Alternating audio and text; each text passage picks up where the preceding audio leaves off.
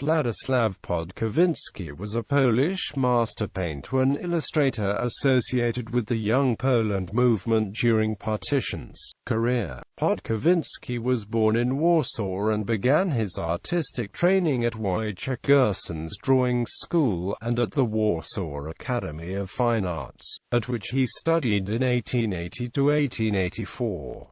After graduating, Podkowiński began to contribute to many of the leading art journals in Warsaw at the time. In 1885, he traveled, along with Józef Pankiewicz, to the Imperial Academy of Arts where he studied in 1885 to 1886.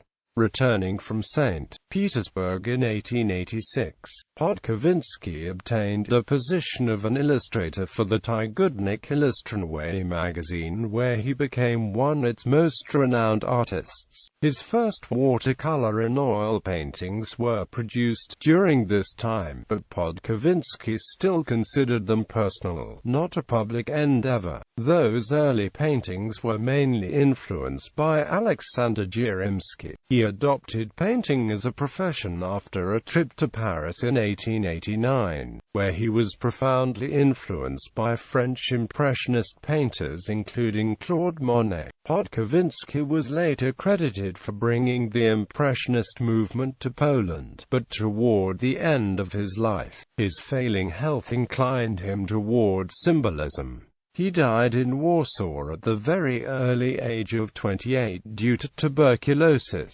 His best-known painting, Frenzy of Exaltations, exhibited first in Zakrata, is surrounded by the turn-of-the-century atmosphere of scandal and public outcry. In 1894, it was featured in a Warsaw art exhibition and violently criticized. The exhibition lasted only 36 days because Podkowiński brought a knife on the 37th day and slashed his work on display. The painting was restored after his death. Today, it is prominently exhibited at the LCCN Museum in Kraków.